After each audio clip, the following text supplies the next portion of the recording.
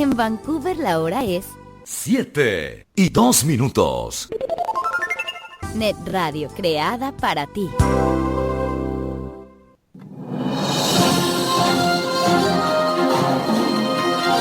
Esto es Net Noticias, desde Vancouver, Canadá, para todo el mundo, con los más importantes acontecimientos.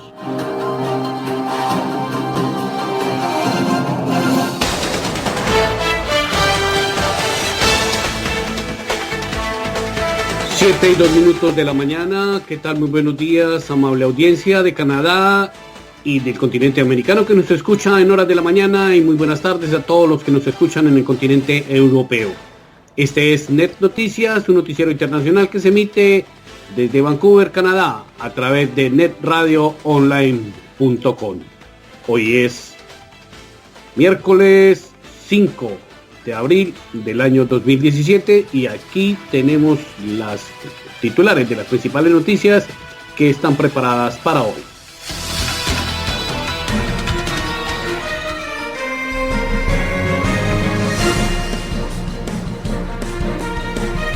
Vancouver logra un récord de 100 personas muertas por sobredosis en solo 3 meses. A este ritmo, la ciudad llegará a un saldo de 400 muertes por sobredosis, casi el doble del número de personas que murieron en el 2016.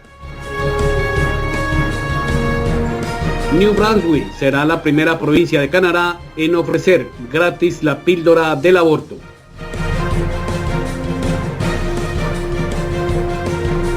La avalancha en la ciudad de Mocoa, al sur de Colombia, podría repetirse en otros 385 sitios del país, según un estudio de la Universidad Nacional. La popularidad del presidente Donald Trump cae al 35%, un número por debajo del peor momento de su antecesor Barack Obama.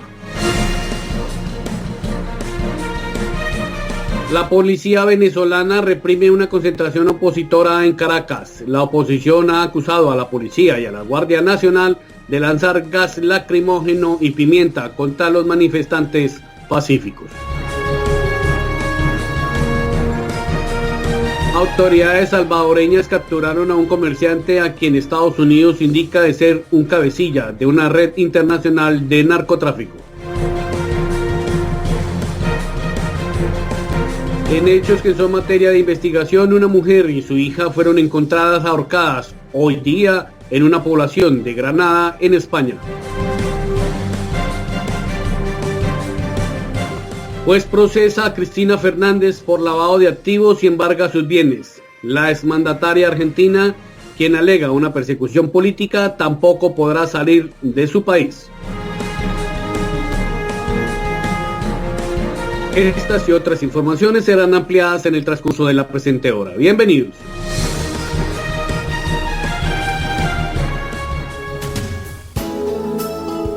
Buscamos motivar tus sentidos. No te apartes de esta sintonía. Net Radio, creada para ti. ¿Está buscando quién le prepare su declaración de impuestos? Doris Castellanos es la profesional que usted necesita. Contamos con más de 20 años de experiencia en declaración de impuestos personales, de negocios y corporativos y todos los servicios contables que usted o su negocio necesitan. Recuerde a Doris Castellanos.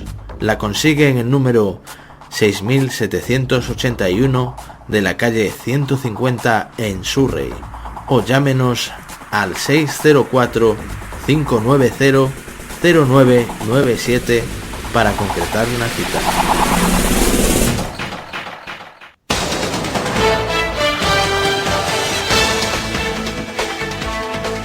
Siete de la mañana, 6 minutos. Aquí están las principales noticias que les tenemos preparadas para hoy en nuestra mesa de trabajo.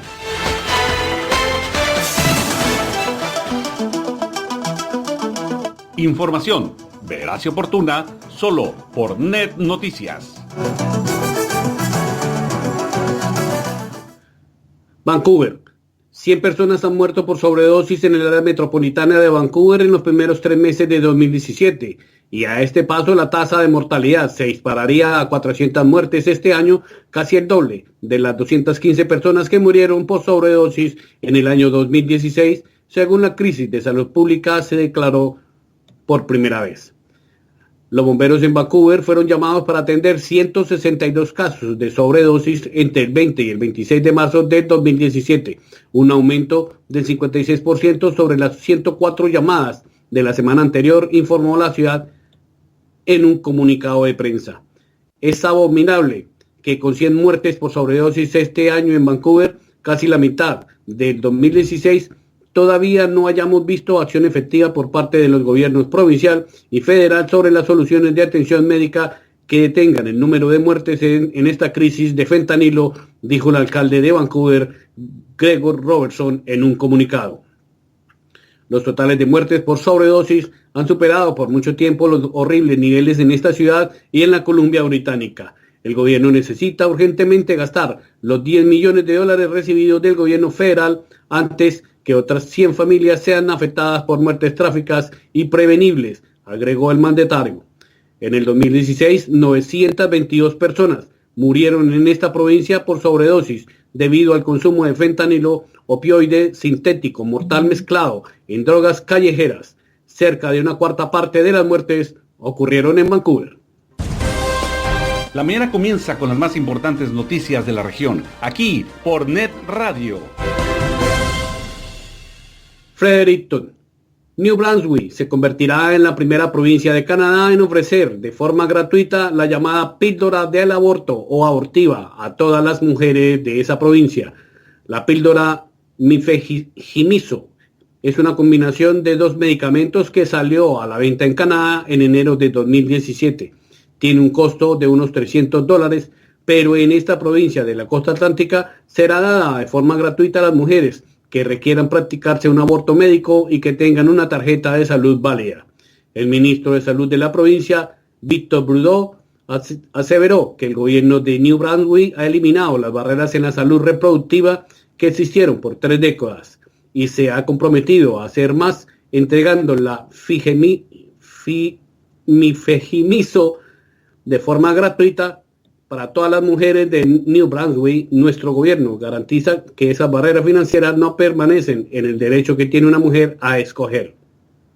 Como otras provincias, New Brunswick está a la espera de la luz verde de la Common Drug Review, CDR por sus siglas en inglés, para que la droga esté cubierta por los planes públicos de cada región.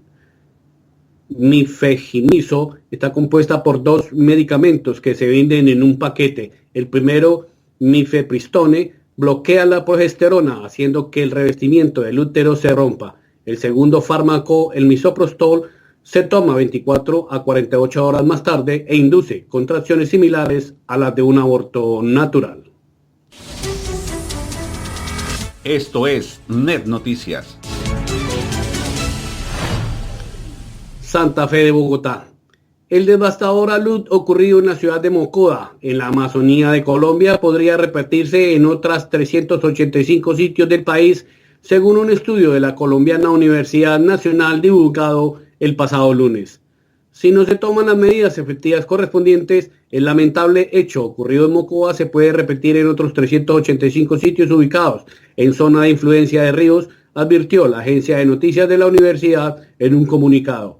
La avalancha desatada entre la medianoche del viernes y el amanecer del sábado por el desborde de 3 ríos que cubrió de lodo, piedras y troncos la selvática Mocoa, capital del departamento del Putumayo, deja al menos 273 muertos y similar número de heridos, afectando unas 45.000 personas.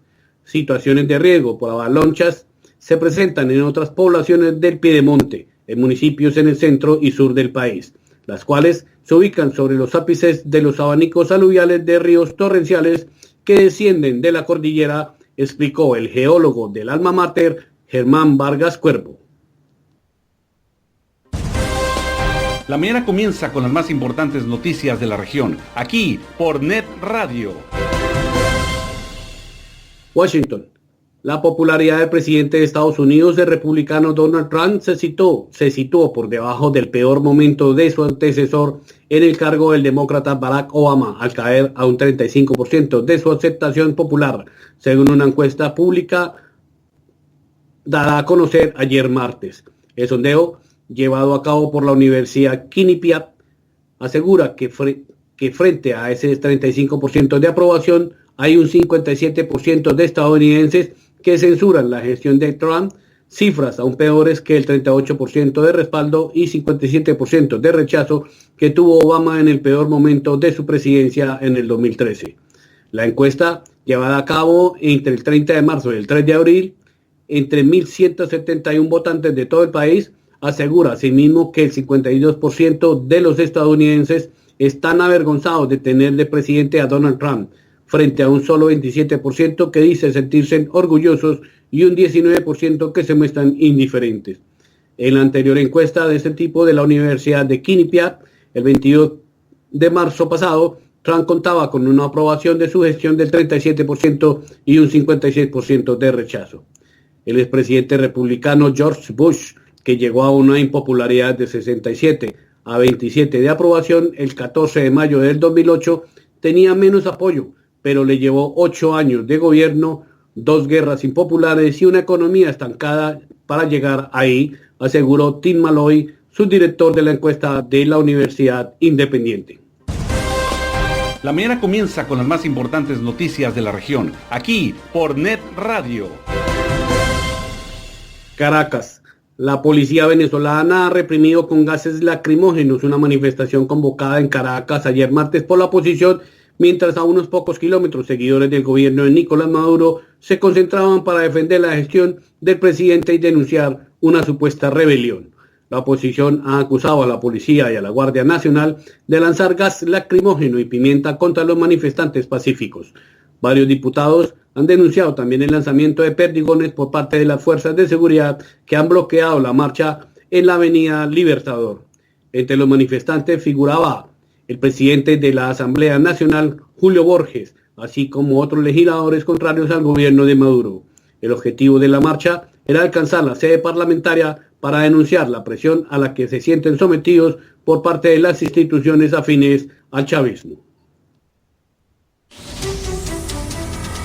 Esto es Net Noticias. Buenos Aires. La justicia argentina embargó económicamente y prohibió salir del país a la expresidenta Cristina Fernández de Kirchner y a sus hijos Máximo y Florencia, tras dictar su procesamiento como presuntos líderes de una asociación ilícita destinada a cometer delitos de lavado de dinero junto a empresarios de la obra pública. El juez federal Claudio Bonadío procesó además a los constructores Lázaro Báez y Cristóbal López y a Romina Mercado, sobrina de la exmandataria quien fue presidenta desde el 2015 de la sociedad Los Sauces, y al fallecido jefe de Estado Néstor Kirchner.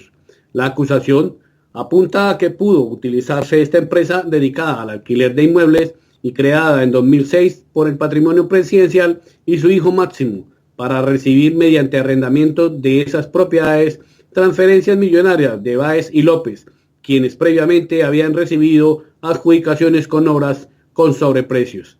En una larga resolución, Bonadío acusó a la expresidenta, sobre la que ordenó un embargo por 130 millones de pesos, unos 8,44 millones de dólares, penalmente responsables de los delitos de tomar parte en una asociación ilícita en calidad de jefe, el cual concurre en forma real con el delito de lavado de activos de origen ilícito, agravado por ser funcionario público y por negociaciones incompatibles. La mañana comienza con las más importantes noticias de la región, aquí por Net Radio. 7 de la mañana y 16 minutos. Hola, yo soy Cintia de Pando y estás escuchando Net Radio Online, transmitiendo desde Vancouver, Canadá.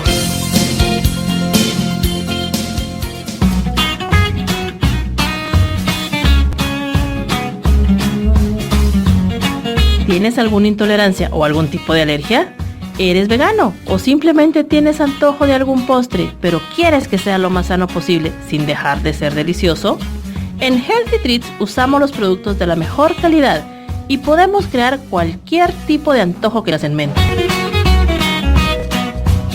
Búscanos en nuestra página web healthytreatsbc.com o llámanos al teléfono 604-441-8502. Recuerda, en Healthy Treats tenemos algo especialmente para ti.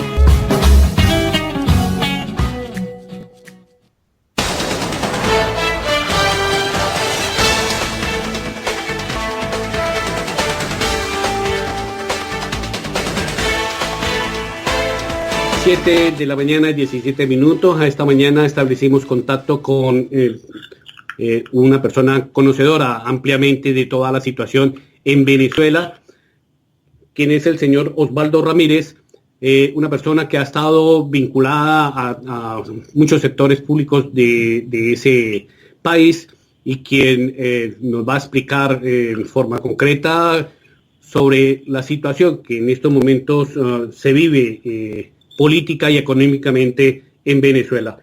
Señor Ramírez, muy buenos días, gracias por atender la invitación de NET Noticias a esta hora de la mañana. Muchísimas gracias, Omar, por la invitación y feliz mañana para todos los que nos están escuchando. Señor Ramírez, en principio vamos a hablar sobre el caso de la convocatoria que hizo la OEA para declararle la Carta Democrática a Venezuela, y que en última instancia solamente se hizo fue un llamado para que se vuelva a la institucionalidad. ¿Esto da paso ya a que verdaderamente se implemente la Carta Interamericana en Venezuela? Sí, bueno, efectivamente, hay países que ya hoy están hablando claramente que la última reunión en de la OEA activó la Carta Democrática Interamericana. Para otra gente, claramente esto no es así, sobre todo especialmente para los 11 países que constantemente han estado votando a favor del gobierno venezolano. De hecho, 3 de esos países, el día de hoy, Bolivia, Nicaragua y por supuesto sumado a Venezuela, van a exigir la destitución de Luis Almagro por haber usurpado funciones que no le correspondían como secretario general. Pero la realidad se encuentra hoy día en que efectivamente para al menos 18 naciones del continente americano, incluida Canadá, claramente en este momento están en una posición de que efectivamente no es suficiente generar un tema de llamado al regreso a la institucionalidad democrática, sino también contundentemente tratar de destrancar el juego convocando o haciendo o presionando para que haya una convocatoria de elecciones y también haya una segunda condición, que sea el respeto a la independencia de una tercera de todos los presos políticos, incluyendo el más emblemático, que es Leopoldo López. La OEA ha declarado que en Venezuela hay una violación del orden constitucional tras la suspensión de los poderes del Parlamento por parte del Tribunal Supremo. ¿Usted cree que tras el Supremo contra la Asamblea Nacional se ha terminado este impasse? Mira, no, la realidad es que no. Aquí hay una gran paradoja. Fíjate que el portal web del Tribunal Supremo de Justicia, a esta hora, prácticamente casi 5 o 6 días después, no ha publicado las sentencias aclaratorias. Nosotros logramos conseguirlas, digamos que por los caminos verdes, pero la realidad es que al leer las sentencias no hay tal recule, no existe el que efectivamente lo primero que no hay el cese de funciones, ese cese, esa neutralización sigue siendo una condición que arrancó prácticamente el 30 de diciembre del año 2015, sigue continuando, y de igual manera la transferencia de poderes a Nicolás Maduro sigue estando presente en la sentencia. Lo único que hubo parcialmente un retroceso, un recule, como lo llamas tú, es asociado a la inmunidad parlamentaria que tienen los diputados, y es prácticamente lo único que hay. Y la segunda condición, parcialmente, es la capacidad del gobierno de poder generar empresas mixtas en materia petrolera, que es el tema realmente de fondo en este asunto, porque el gobierno necesita divisas, necesita generar acuerdos petroleros con Rosneft, de la venta del 10% de un campo petrolero que estuvo en manos de ConocoPhillips y de ExxonMobil y parcialmente de Chevron, que sigue estando allí, y efectivamente en esos 2 puntos donde hubo recule, pero en las otras, en las de la política real y de la independencia de poderes, sigue permaneciendo la misma situación que había la semana pasada. Los opositores que están reunidos en la Asamblea Nacional han dicho que van a destituir a los magistrados del Supremo de Justicia, pero algunos sectores dicen que la Asamblea no tiene las facultades para destituir a los magistrados de la Corte Suprema. Sí, efectivamente. efectivamente, en términos estrictamente legales hay dos caminos. El que está tomando la Asamblea Nacional está amparado en un artículo de la Constitución que establece que cuando hay un poder público usurpando sus funciones, efectivamente el pueblo y la Asamblea Nacional tiene el derecho de ignorar, de tratar de revertir esa situación usurpadora que esté atentando en contra de la democracia. Ese artículo es el 333 de la Constitución y el 350 de la Constitución. ¿Qué sucede? Por otro lado, en la misma Constitución se establece que la única forma de destituir un magistrado es que haya la calificación de un delito grave por parte de otro poder ciudadano. Para quien nos está escuchando, en Venezuela no existen los tres poderes clásicos, ejecutivo, legislativo y judicial, sino que existen 5 poderes. Aparte de los 3 prenombrados, existe un poder electoral y un poder moral o ciudadano que está conformado por el fiscal general, por el Contralor de la República y por el defensor, una especie de ombudsman que existe en Venezuela, que es el defensor del pueblo. Ese poder particularmente tiene que calificar la falta grave de un magistrado para poder proceder por parte de la Asamblea Nacional a una destitución. Justamente en ese paso es lo que no existe, pero la Asamblea está utilizando la declaración de la fiscal general la semana pasada, en la que habló de la ruptura del orden constitucional, para proceder efectivamente a que estos magistrados dieron un golpe de Estado y se puede proceder a esa destitución. Sería hablar de una utopía el sentido de que sean destituidos los magistrados de la Suprema, teniendo en cuenta que tanto el defensor del pueblo, el Contralor y la misma fiscal general son del lado del chavismo. Sí, mira, yo creo que es totalmente una utopía. Ahí hay una realidad en términos de juego político. Probablemente lo que se esté dando es el paso para que haya una sanción moral. Yo aquí me permito meter una coletilla, un inciso. A pesar de que hay una aparente unidad de criterio dentro de las filas del oficialismo, de la revolución bolivariana, la realidad es que los magistrados que quisieron, entre comillas, tratar de darle un poder plenipotenciario a Maduro, se equivocaron de manera muy fuerte, porque justamente lo hicieron en la semana en la que los ojos de América estaban puestos sobre Venezuela en relación con la activación de la Carta Democrática. Y le diste en bandeja de plata a la oposición venezolana los elementos necesarios para entender, para decir, miren, sí, hay una ruptura de orden constitucional, sí, aquí hay una violación clara de la independencia de poderes, y efectivamente el gobierno sigue utilizando la represión selectiva. Bueno, el día de ayer fue bastante grave, hubo 2 heridos de bala, hubo más de 50 detenidos, ya va un saldo de 5 diputados heridos, uno de ellos tuvieron que agarrarle 57 puntos en la cara, otro tiene una fractura de brazo, otro tuvo fracturas de costilla. O sea, tienen una cantidad de situaciones que terminan de darle a la opinión pública internacional y a los países de que efectivamente el régimen de Nicolás Maduro sí está en este momento trabajando en función del cercenamiento absoluto de la disidencia. Es preocupante que se haya reprimido de manera violenta a la manifestación convocada ayer por la oposición para manifestarse en contra de Maduro. Sí, no, totalmente. Y de hecho, más allá, en Venezuela hubo ayer un blackout informativo por parte de las grandes cadenas de televisión, solamente reporteros gráficos, algunos portales de internet y un par de canales de televisión vía online fueron los que estuvieron transmitiendo lo que pasaba en Venezuela, pero la realidad pareciera estar también tratando de tapar el sol con un dedo. ¿Y por qué? Porque no estamos hablando solamente de una crisis política.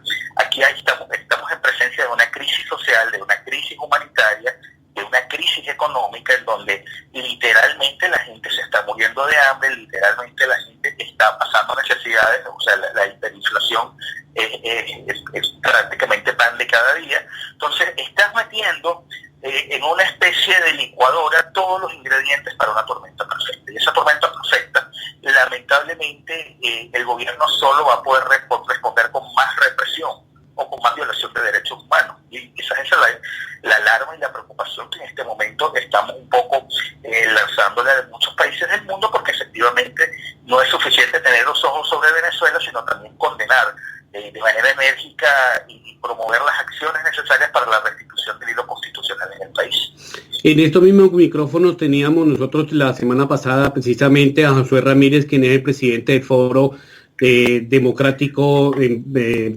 Canadiense en Venezuela, y él manifestaba que es preocupante, por ejemplo, que ellos, a pesar de que tienen un poco de donativos para la salud en Venezuela, es imposible hacerlos llegar de manera legal allá a su país. Sí, y hay una realidad, pero también una triste realidad que va asociada a que todas esas ayudas humanitarias, que si bien son bienvenidas, lamentablemente no van a poder resolver un problema estructural que tiene el país, derivado de unas políticas públicas que generaron la destrucción del aparato productivo, y por otra parte, que lamentablemente mantienen en deuda, por lo menos en el sector farmacéutico, de al menos 600 millones de dólares. La deuda del sector de alimentación roza los 1.000 millones de dólares, la deuda con aerolíneas roza los 3.500 millones de dólares. O sea, el gobierno está endeudado por todos los flancos, y por eso el énfasis de tratar de buscar usurpar las dos cosas: la capacidad controladora de la Asamblea Nacional y la capacidad que tiene la Asamblea Nacional de poder darle el visto bueno o negar cualquier contrato de interés público para la nación, especialmente en materia petrolera o en materia minera, que son dos grandes áreas en donde el gobierno está tratando de generar divisas en este momento, y por eso quizás el énfasis de tratar de buscar desesperadamente financiamiento internacional que pudiera no llegar, porque nadie está dispuesto a prestarle plata al país para resolver cualquier asunto si no tiene el aval legal de la Asamblea Nacional. Según su entender, y de acuerdo a la ruptura institucional y democrática que vive Venezuela, ¿qué le espera al país? Mira, en el corto plazo nosotros lamentablemente estamos viendo un incremento del conflicto en 3 vías. La conflictividad social asociada a el tema de la falta de servicios públicos, del hambre, de la inseguridad, de las demandas laborales, de la aplicación de que el gobierno no reparte una caja de alimentos, y que la gente no le llegue esa caja de alimentos, no pueda comprarla. Esa es la primera lista importante. La segunda lista, enfocada en el tema político, efectivamente de la pelea o el ping-pong para tratar de recobrar el derecho al voto, para tratar de que haya elecciones en el año 2017, y para otros de tratar efectivamente de generar las condiciones para que el gobierno renuncie, asunto que luce bastante improbable, puesto que no están dispuestos, y el verbatim de todos los altos dirigentes del oficialismo indican claramente que ellos no están dispuestos a entregar el poder. Y la tercera, la C, en el ámbito internacional, probablemente estancado en ver cómo avanzan efectivamente en la implementación de las medidas o sanciones o cualquier decisión que pueda adoptarse en el seno de la OEA o en el seno de la ONU. En el caso de la OEA puntualmente, las otras naciones del mundo tienen que tratar de romper la lealtad de al menos 5 o 6 de los 11 países que sistemáticamente votan a favor de Venezuela. Si eso no se da, lamentablemente ese juego va a estar trancado, porque sí vas a requerir en el último momento al menos 24 votos en la OEA, de los cuales tú tienes 20 aproximadamente. Entonces eso es un poco lo que puede venir en el corto mediano plazo. Estamos aquí hablando de probablemente un año, y en el interín quizás el comienzo o la presión para que efectivamente haya elecciones, no solo en el 17, sino también garantizar que haya elecciones en el 18. Probablemente, dependiendo, porque aquí entra un factor estabilizador, que es la Fuerza Armada. Si la Fuerza Armada sigue recibiendo los incentivos de corrupción, de dinero por parte de Nicolás Maduro, probablemente no se voltee. En la hora que esos incentivos, que esos dineros dejen de fluir, lamentablemente pudiéramos estar en la presencia de un golpe de Estado. Ok, muy amable señor Osvaldo Ramírez por atender el llamado de Net Noticias a esta hora de la mañana. Muchísimas gracias por la invitación y feliz mañana para los que nos escuchamos. 7 de la mañana y 31 minutos. Net Radio Online. Escúchanos todo el día, todos los días. Eternal, la línea de productos de belleza líder en el mercado, elaborados con los más finos ingredientes europeos y patrocinador oficial Miss Universo 2014. Sé parte de este grupo de profesionales exitosos y empieza a ganar dinero ahora. Luce y haz dinero con Eternal. Informes al teléfono 140-8799-0000. 0825. Eterna.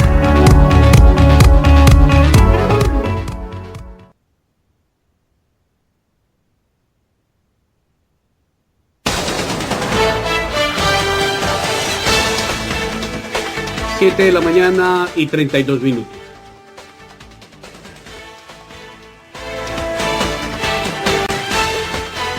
La opinión en la nota del director Omar García.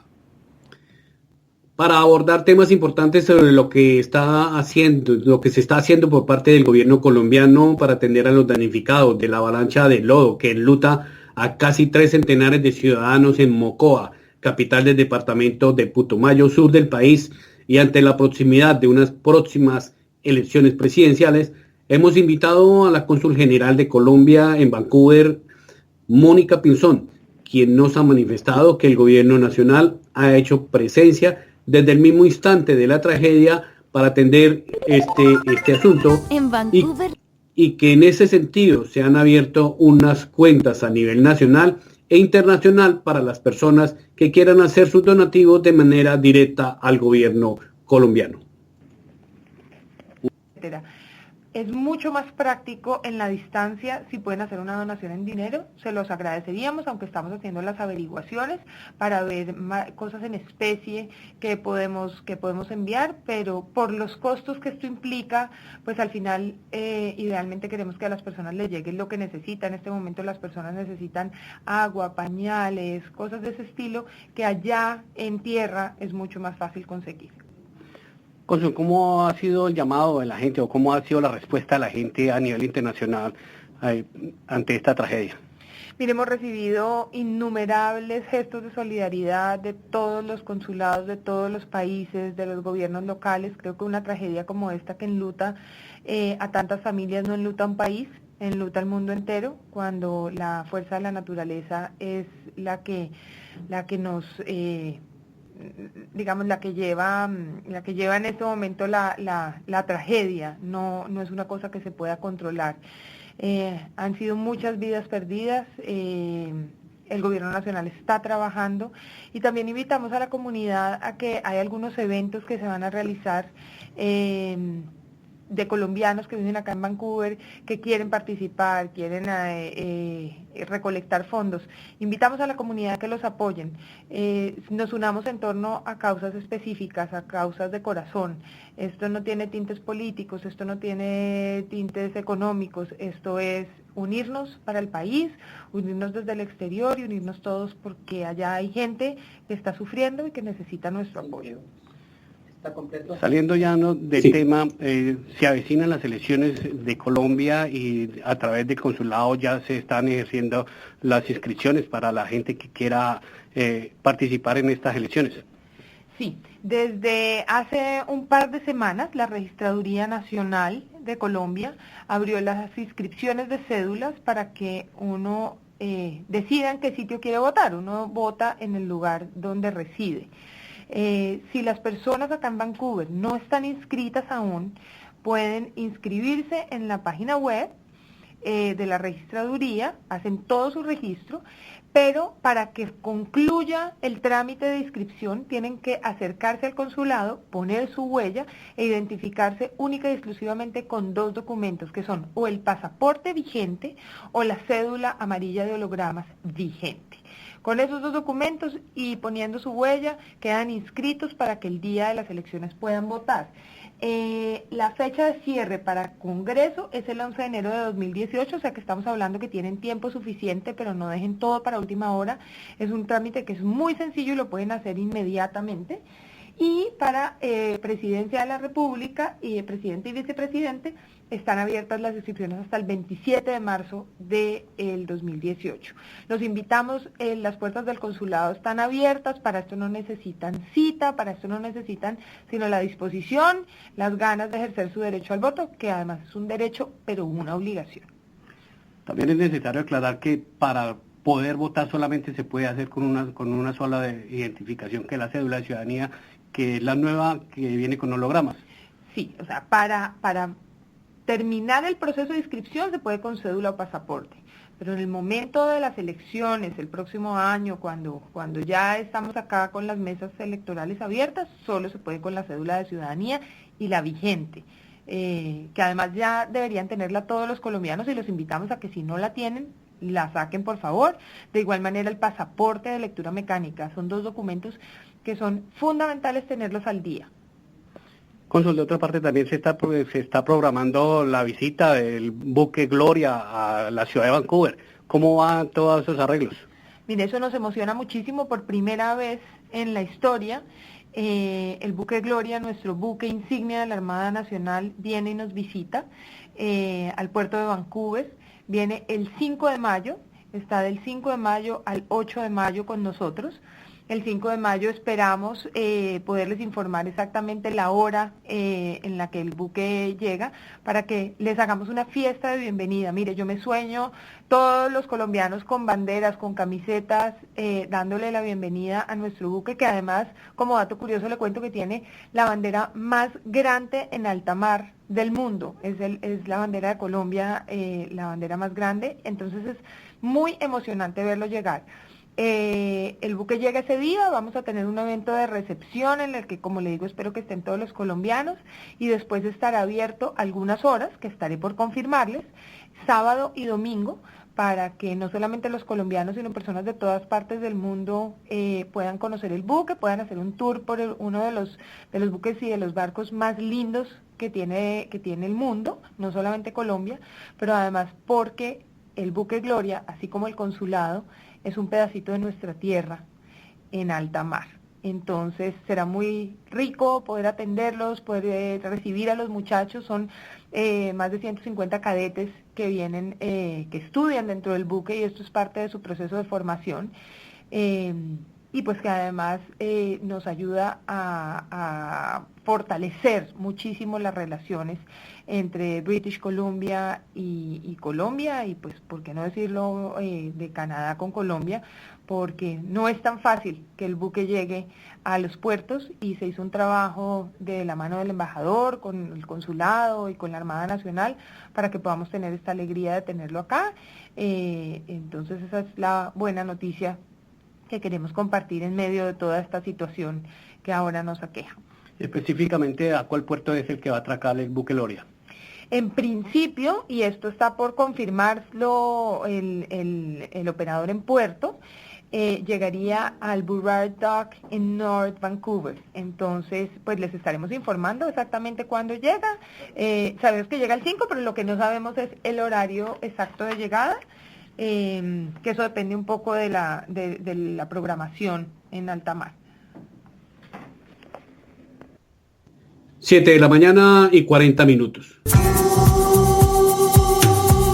Estás escuchando Net Radio Online.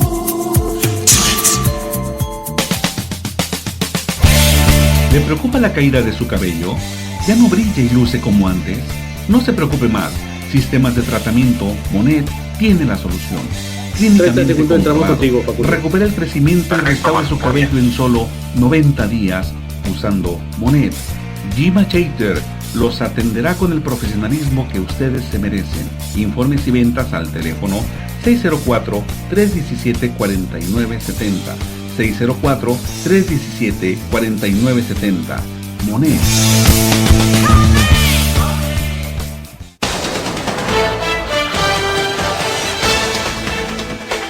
A las 7 y 41 minutos de la mañana seguimos con más información internacional, esta vez en la voz de nuestros corresponsales.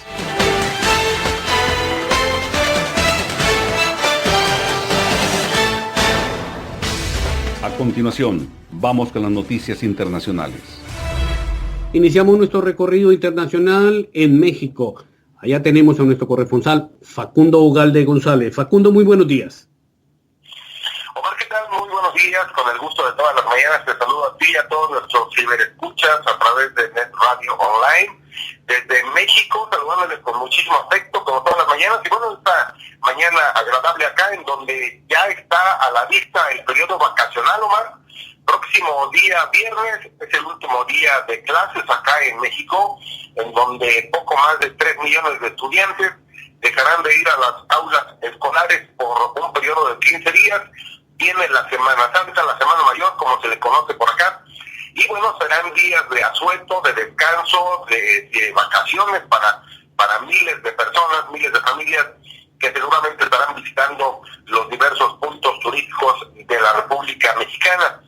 Fíjate que te comparto, Omar, que aparte de ese tema que tiene que ver con las vacaciones que ya van a empezar, bueno, la Policía Federal Preventiva acá en México está anunciando un operativo a partir del día de mañana en todas las carreteras del país, pero sobre todo en aquellos estados de la República Mexicana en donde pues la comisión de delitos ha ido a la alza de manera lamentable en los primeros meses de este 2017, como es el caso de Veracruz, Chihuahua, Guerrero, Michoacán y Tijuana.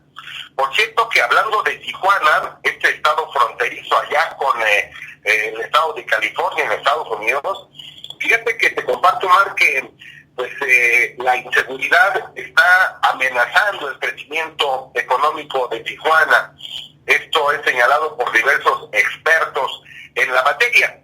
Dicen que es alarmante la incidencia delictiva que se vive en la ciudad de Tijuana en este inicio del 2017, por lo que se deben colocar las primeras cámaras de videovigilancia en la zona centro de la ciudad fronteriza, y además se debe tener una policía especial turística que cuide y que no extorsione a los visitantes que apoyan la economía de Tijuana. La inseguridad amenaza el crecimiento económico de esa ciudad fronteriza, así lo señaló el doctor Alejandro Díaz Bautista. Él es economista, investigador nacional del CONACYT. El CONACYT es el Consejo Nacional de Ciencia y Tecnología acá en México, al igual que profesor investigador del Colegio de la Frontera Norte. Dijo que la inseguridad que se vive en el país es uno de los principales riesgos que podrían obstaculizar el crecimiento de la economía de Tijuana, allá en Baja California y en todo el país. Dijo que un gobierno efectivo que promueva el desarrollo, gestión inteligente, debe ser necesario para toda la República Mexicana. En otra información, bueno, fíjate que mientras en los primeros días de marzo, recordarás seguramente, lo compartimos y lo comentamos en alguna de las emisiones hace como 15 días o más, el tema de los homicidios de varios periodistas mexicanos allá en Veracruz y también en Chihuahua. Bueno, pues marzo cerró con otro atentado. En esta ocasión el periodista salvó la vida, otro periodista fue baleado en el estado de Veracruz y fue el quinto ataque contra el gremio en lo que iba del mes de marzo. Ya estamos en el mes de abril. Y bueno, Armando Arrieta Granados fue el quinto periodista mexicano atacado en el mes de marzo.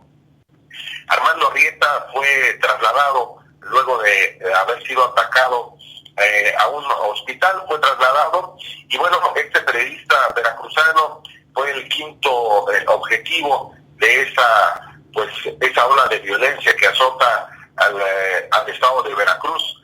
Armando Arrieta tenía diversas actividades en el ámbito periodístico, y recordaremos que otros 3 periodistas perdieron la vida. Ellos fueron Cecilio Pineda allá en Guerrero, Ricardo Monliu en Veracruz y Miroslava Bridge en Chihuahua, esto en el norte del país. Y bueno, finalmente el mes de marzo cerró con otro ataque a un periodista, un ataque que fue a balazos en este comunicador de la zona turística de Los Cabos en Baja California Sur, en donde, por cierto, su escolta no corrió con la misma suerte, el escolta murió. La cadena de televisión árabe Al Jazeera fue también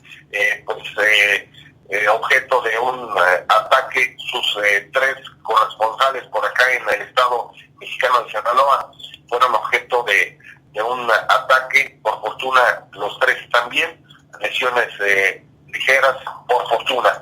Y fíjate, Omar, que con ese tema, bueno, pues han reforzado las medidas de seguridad para los periodistas, sobre todo en esos estados de la República Mexicana, como Veracruz, Chihuahua y Tijuana, en tanto que en los estados de Guerrero y Michoacán, los gobiernos respectivos, los gobiernos de esas entidades federativas, también han anunciado la puesta en marcha de una estrategia de seguridad a los medios de comunicación y a los periodistas, sobre todo aquellos que han sido amenazados en su persona o en sus familias. Esta es parte de la información, Omar, que tengo el día de hoy desde México, en esta semana que, te reitero, es una semana en la que pues ya está a la vista del periodo vacacional, un periodo de 15 días para todos los estudiantes de México. Sí, señor, muchas gracias, Facundo. Y a propósito del periodo vacacional, esperamos tenerlo pronto aquí en nuestra mesa de trabajo, colaborando con nosotros. Con todo gusto, Marco, muy pronto, muy pronto. Gracias, buenos días. Son las 7:47 de la mañana y de México pasamos a Europa. En Madrid tenemos a nuestro corresponsal Álvaro Suárez. Álvaro, muy buenos días, ¿cómo amanece hoy Madrid? Omar, buen día desde Madrid, cordial saludo para usted y para todos los amigos que a esta hora de la mañana madrugan en la sintonía de NET Noticias. Le cuento que Madrid amaneció hoy con una temperatura de 10 grados y se prevé una máxima de 19 grados en el transcurso del día. La primavera está siendo bastante soleada, cosa que tiene contentos a quienes habitamos en España y especialmente en Madrid. Y vamos a las noticias y empecemos por España. Una mujer y su hija de 1 año de edad fueron encontradas hoy miércoles ahorcadas en una finca de Can, Granada, en el municipio mallorquín de Llucmajor. Según han informado fuentes de la Guardia Civil, los cuerpos fueron localizados sobre las 7:30 horas de esta mañana de miércoles por el padre y el marido de la fallecida. El equipo de la Policía Judicial del Instituto Armado está investigando los hechos y tomando pruebas para determinar qué ha ocurrido, aunque se cree desde ya las hipótesis que la mujer habría ahorcado a su propia hija y después se habría suicidado. Los móviles son desconocidos hasta el momento. Seguimos en España y vamos a Barcelona. Los Mossos de Escuadra, es decir, la policía de Barcelona, ha detenido a una presunta yihadista de 19 años dentro de la operación que están desarrollando en Terrassa, Barcelona. Terrassa es una localidad, una población de Barcelona, en relación con un delito de captación e incitación para la incorporación a la organización terrorista del Estado Islámico. Así lo ha confirmado el consejero del Interior de la Generalitat, Jordi Jan, durante la sesión de control al gobierno en el Pleno del Parlamento.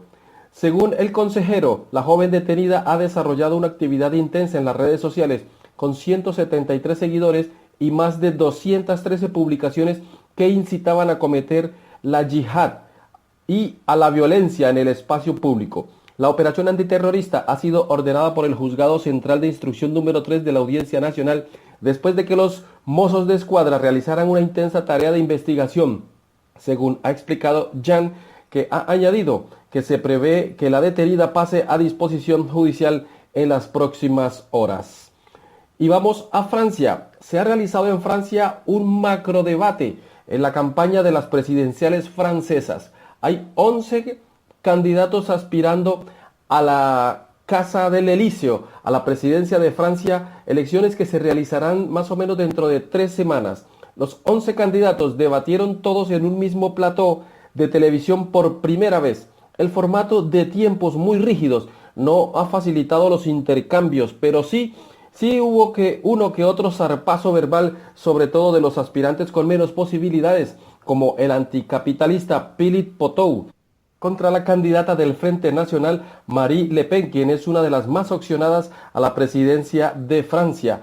Dentro de los 11 candidatos también está Emmanuel Macron, que es el que sigue en la segunda posición de preferencia de los franceses según las encuestas. Pues el debate duró 4 horas. Macron y Le Pen lideran las encuestas, aunque por ahora gana la abstención. Es decir, el 34% de los franceses a 3 semanas de las presidenciales aún no han decidido a quién votarán. Lo cierto es que el debate de ayer ha demostrado que será bien candente el trabajo de los candidatos durante estas 3 semanas antes de las elecciones presidenciales. Vamos a Rusia. Moscú asegura que el supuesto ataque químico que tuvo lugar ayer martes en la localidad de Siria de Sanjinjun fue ocasionado por el bombardeo por parte de la aviación siria de un depósito de armas químicas en manos de los rebeldes. El ataque habrían matado a un centenar de personas, lo asegura la Unión de Organizaciones de Asistencia Médica y de Socorro. Unos datos que contrastan con al menos 72 víctimas mortales, entre ellas 17 mujeres y 20 niños, confirmados por el Observatorio Sirio de Derechos Humanos y el jefe de la autoridad sanitaria de la zona, que hablaba asimismo de 300 heridos. Ello indicaría, asegura, que se trata de gas sarín. Los heridos presentaban síntomas de asfixia, vómitos, espasmos y algunos echaban espuma por la boca. La oposición y Occidente señalan a las tropas sirias como responsables del ataque, aunque éstas lo han negado y han señalado que nunca usarían armas químicas. La ONU ha demostrado anteriormente el empleo de gases tóxicos tanto por Damasco como por los yihadistas. Seguimos en Rusia. 6 ciudadanos procedentes de países de Asia Central han sido detenidos hoy miércoles en San Petersburgo como sospechosos de colaborar con el Estado Islámico y otras organizaciones terroristas, según han informado las autoridades. Además, los detenidos están acusados de reclutar a gente para grupos como Al-Nusra y el Estado Islámico, señala el Comité de Instrucción ruso. Las detenciones se producen 2 días después del atentado ocurrido el lunes en el metro de esta ciudad rusa, en el que fallecieron 14 personas y decenas resultaron heridos al hacer estallar una bomba un suicida.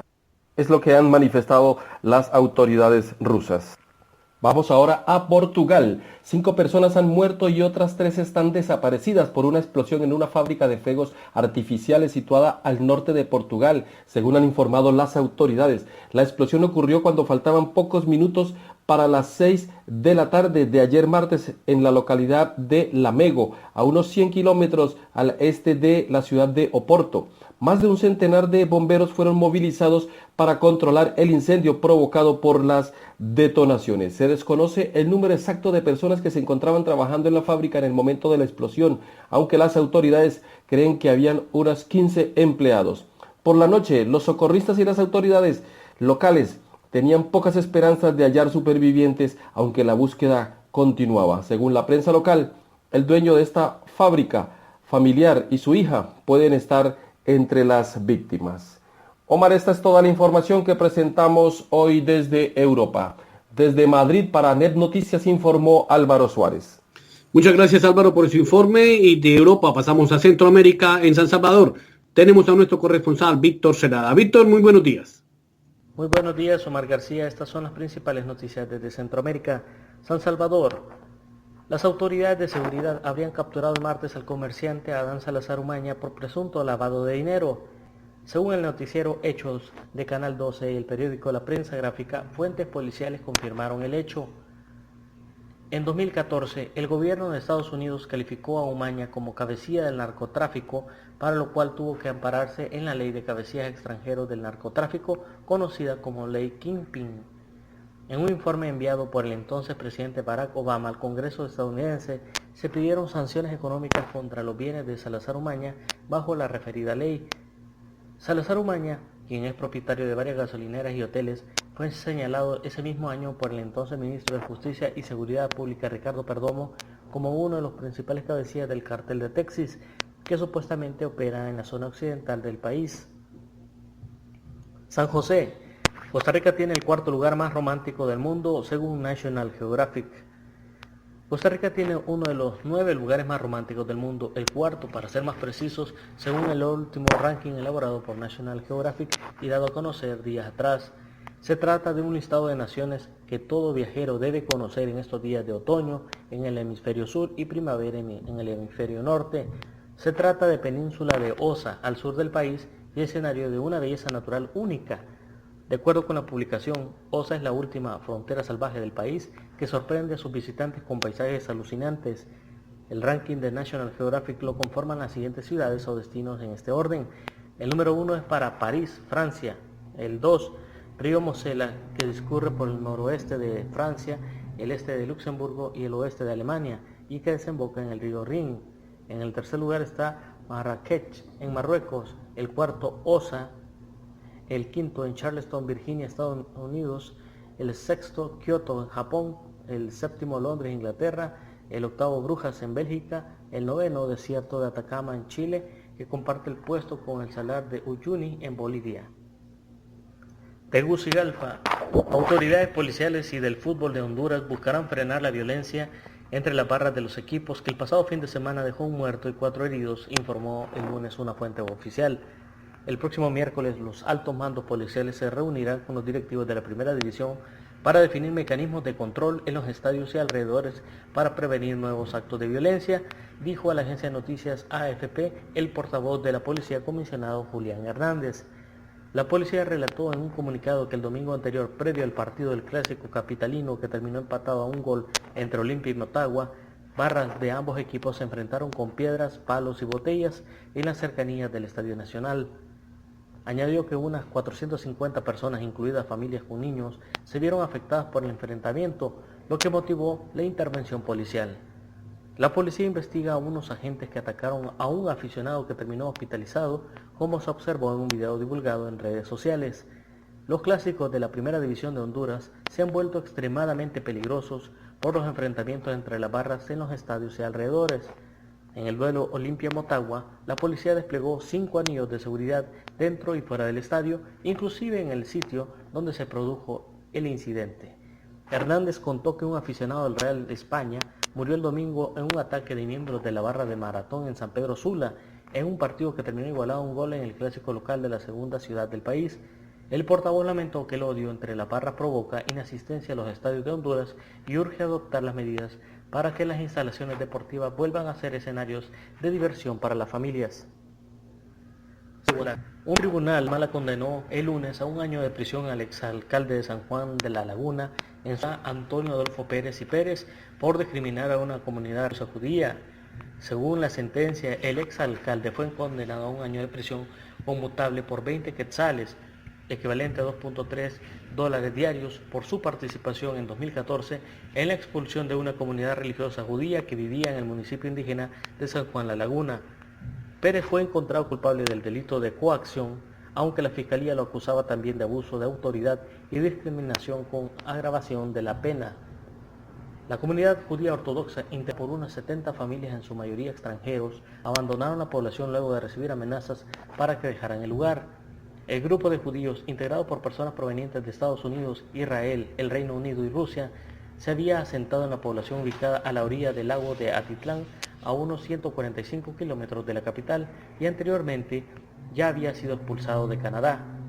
Después de estar en la capital, el pasado septiembre también marcharon por presiones políticas extranjeras hacia el departamento de Santa Rosa, donde residen ahora.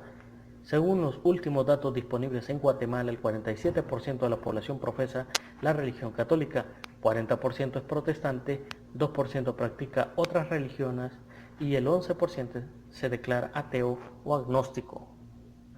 Ciudad de Panamá.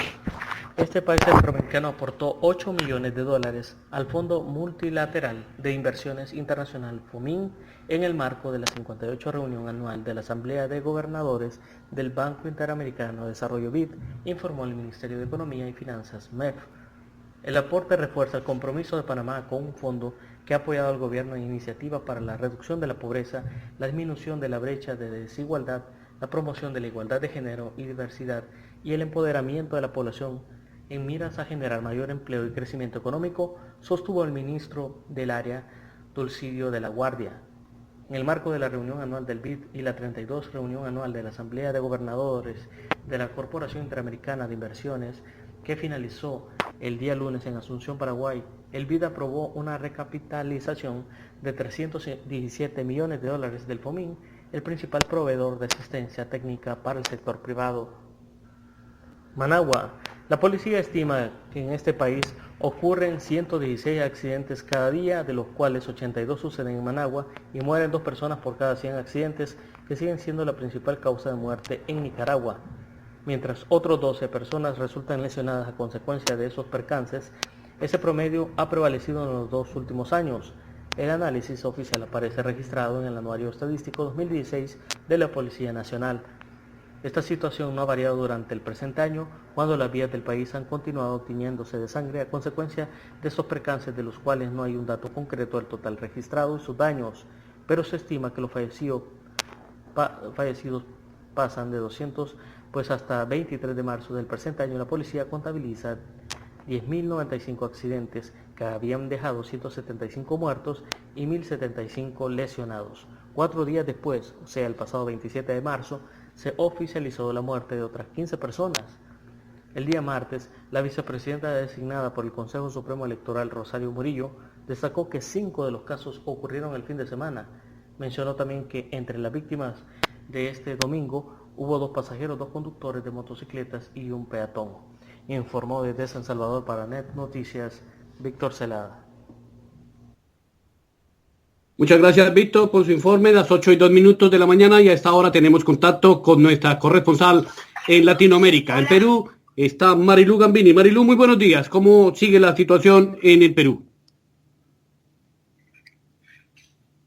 Buenos días, Omar, gracias por el enlace. Buenos días también a todos nuestros ciberescuchas.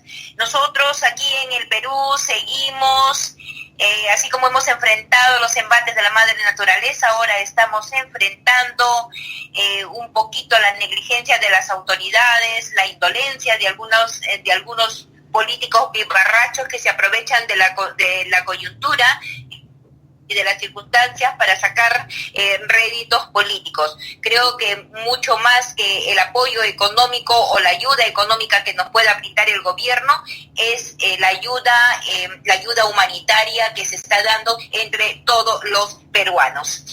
Y bien, Omar, hoy 5 de abril estamos recordando, es una fecha muy nefasta para nosotros los peruanos, porque estamos recordando 25 años que el gobierno fujimorista decretó la disolución del Congreso de la República, además de la intervención del Poder Judicial y la disque reorganización de las principales instituciones, todas estas dirigidas por, ya sabemos quién era su socio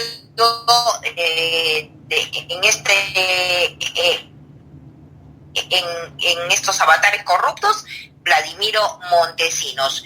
Mientras tanto, Fujimori, a través de sus mensajes al pueblo peruano, indicando pues que era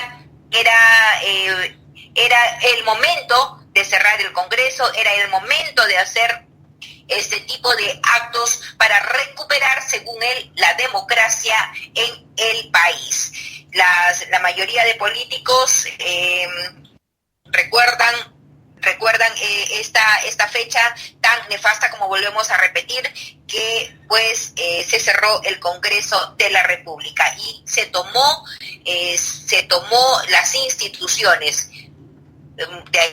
A partir de esa fecha, a partir del 5 de abril de 1992, hasta el momento en que Fujimori huyó del país, se fugó de Perú y renunció a la presidencia de la República desde su país como ciudadano japonés y a través de un fax, tenemos ya una historia para contar y una historia que no se debe de repetir, y lamentablemente pues aquí mismo en mismo Sudamérica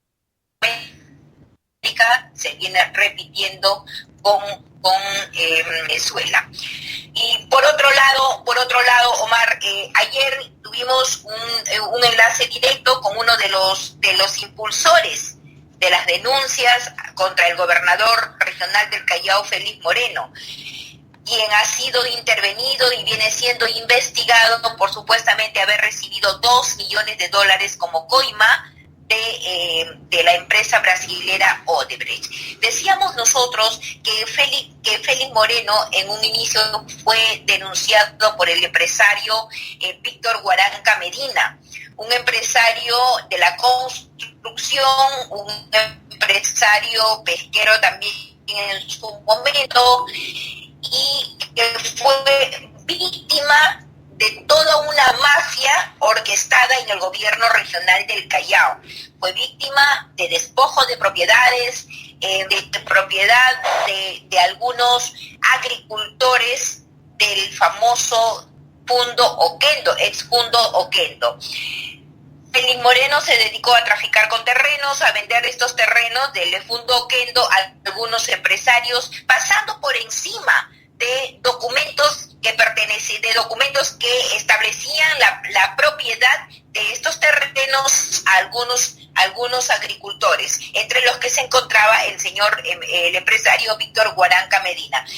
Desde aquella época desde el año 2012, ningún medio de comunicación hacía eco de las denuncias del señor Guaranca Medina. Ningún medio de comunicación televisivo investigaba, hurgaba y sacaba como primicias algún informe al respecto. Han pasado años de años, el señor Guaranca iba de programa en programa, yo recibí las denuncias y en su momento a través de las redes sociales lo informamos y fue uno de los primeros reportajes que hizo Net Noticias a nivel internacional sobre la denuncia del señor Guaranca. En enero de este año estuvimos presentes en la movilización que se hizo con el colectivo civil de la región Callao, del gobierno Chalaco o de la región Chalaca. Estuvimos presentes, cubrimos la información, porque esta movilización fue en contra de la corrupción de este gobernador regional, que tiene una mafia política, que es una organización político-criminal, como ya lo ha dicho el señor Guaranca.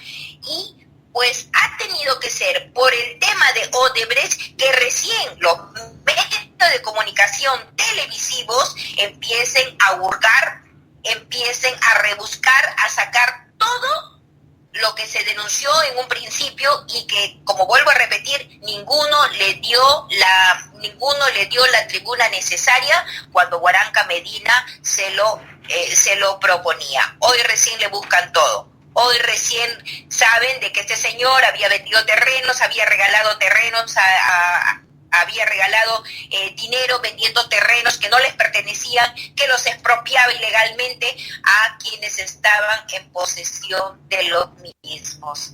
Esto es lo que está pasando, Omar, con respecto a este caso. Y para finalizar, debemos recordar también que fuimos a través de Net Noticias quienes quisimos contactarnos con los congresistas por la región Callao, en su mayoría fujimoristas, y ninguno de ellos en su momento declararon o quisieron declarar al respecto, pues porque se corría el rumor de que Félix Moreno había financiado la campaña de estos congresistas para tenerlos a su favor en las comisiones, en algunas comisiones del Congreso de la República, donde también había ido a parar las denuncias interpuestas por Víctor Guaranca en su momento, 2013 y 2014 y 2015. Es una situación de corrupción que ha venido acaparando un sistema manejado precisamente por organizaciones políticos criminales. Nosotros vamos a estar pendientes, Omar, vamos a ver las reacciones de algunos políticos con respecto a esta fecha nefasta, como volvemos a repetir, y vamos a seguir viendo del 5 de abril, que se recuerda la disolución del Congreso de la República en el Perú. Para mañana tendremos algunas declaraciones de los políticos más insistentes, más inquisidores en cuanto a hablar sobre el Fujimorato se refiere. Esto ha sido todo por hoy, Omar. Nosotros nos vemos mañana. Muchísimas gracias y que tengan un buen día. Muchas gracias, Marilú, por su informe de Perú. Son las 8:10 de la mañana.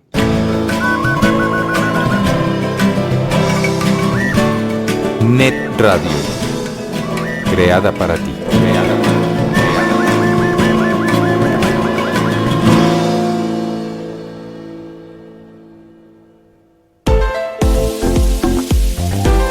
¿Andas buscando algún producto o servicio en Vancouver, Canadá?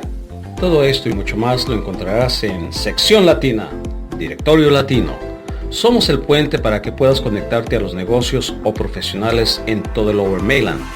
Búscanos en www.seccionlatina.com, Facebook y Twitter. Sección Latina, tu conexión con la comunidad.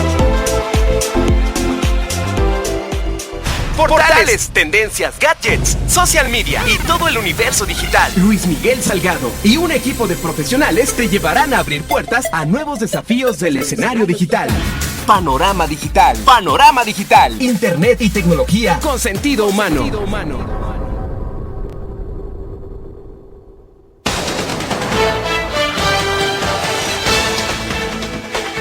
Son las 8:12 y no nos podemos ir sin presentarles los deportes.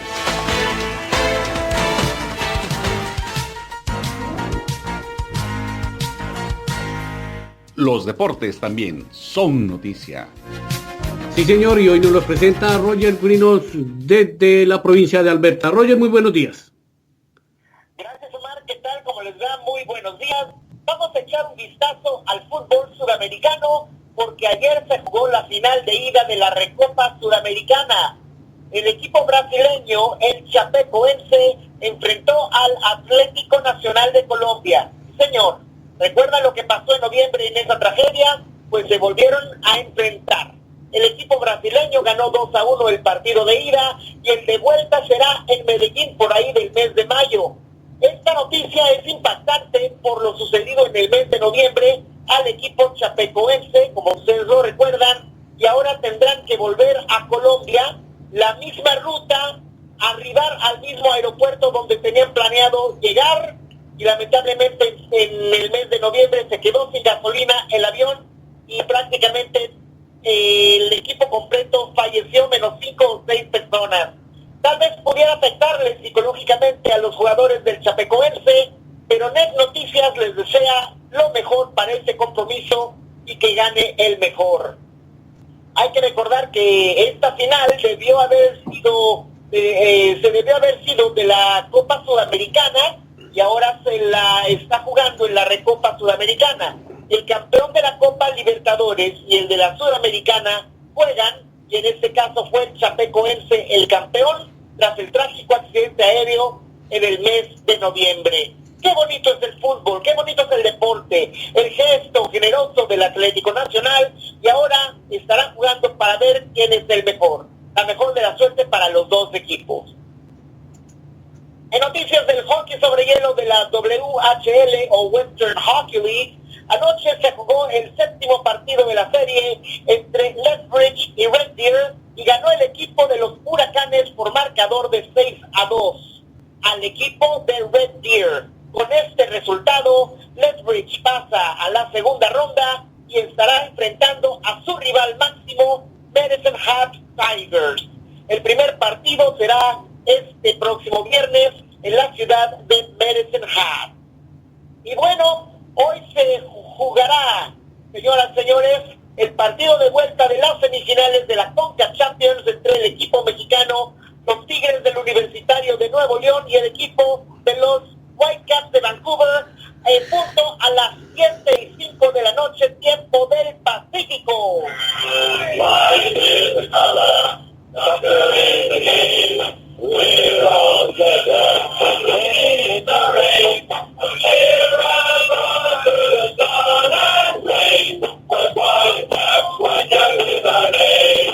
Sí, señor, este es el himno del equipo de Vancouver Whitecaps que estará jugando por primera vez ante el equipo de los Tigres del Universitario de Nuevo León, y tenemos una pequeña entrevista que nuestro colega de Net Deportes estuvo con un jugador del equipo de los Tigres del Universitario de Nuevo León. Es una entrevista muy corta, vamos a escucharla rápidamente como información para todos ustedes. ¿Qué tal, amigos de Radio Online.com? Estamos con Hugo Ayala, jugador de Tigres. ¿Cómo estás? ¿Cómo te trata la ciudad? Ahora estamos bastante bien, para el camino final los últimos detalles. ¿Qué piensas con el partido? ¿Qué piensas? Porque nos digan que van a ir famosos, pero para Estados Unidos con Canadá, ¿qué a tu parecer? No, igual, ha crecido bastante, va a ser un partido muy complicado, porque tenemos una ventaja de 2 goles, bueno, va a ser fácil, pero algo también está en la semifinal y se está regalando nada, así que va a ser un partido muy complicado, pero bueno, pues esperemos llevarlo a buenos términos y llevarnos a casa. Claro, Hugo, ¿qué te parece la ciudad? Claro, nos dieron ahí un poco de cuidado para ir a conocer y una ciudad maravillosa, una ciudad muy bonita, pero lo poco que pudimos conocer a la mayoría nos encantó la ciudad. Y por último, ¿te gusta la tener radio online.com que sigan escuchándonos en Net Deportes? Claro, pues los invitamos a que nos sigan escuchando, bueno, que nos sigan recomendando, mandamos un fuerte abrazo, Dios nos bendiga. Mucho éxito, Hugo, y espero que nos escuchen muy bien. agradezco mucho las palabras, también hay mucho éxito. Esas fueron las palabras de Hugo Ayala, jugador del equipo de los Tigres del Universitario de Nuevo León. El partido de ida lo ganó el equipo de Tigres por marcador de 2-0. Los Tigres, dirigidos por Ricardo El Tuca Ferretti, hicieron reconocimiento de la cancha el día de ayer y les ha agradado el pasto sintético. ¿Qué les parece? Honestamente, qué bueno para ellos, pero vamos a esperar esta noche a ver si dicen lo mismo al terminar el partido. Como digo, los Tigres del Universitario de Nuevo León tienen la ventaja de 2-0 sobre los Whitecaps de Vancouver. De anotar un gol más, Vancouver estaría casi eliminado, pues estarían obligados a anotar 4 goles y dejar a los Tigres sin garras ni pezuñas. Esto ha sido todo por hoy en Net Deportes, Net Noticias. Muchas gracias por el tiempo concedido y son las 9 de la mañana con 20 minutos en Alberta, Canadá. Y si sigo hablando, nos vamos a quedar aquí hasta medianoche. Buenas noches. Muchas gracias, Roger. Son las 8:18 minutos de la mañana en Vancouver. Les agradecemos mucho a todas las personas que en estos momentos nos escuchan en Lituania, en Francia, en España, en Alemania, en Italia, en Portugal, en Colombia, en Perú, Honduras, Guatemala, México, Estados Unidos, Canadá, Filipinas y Venezuela. Muchas gracias por su audiencia, Los esperamos mañana a las 7 con más información de todo el mundo. Que tengan un feliz día y que Dios los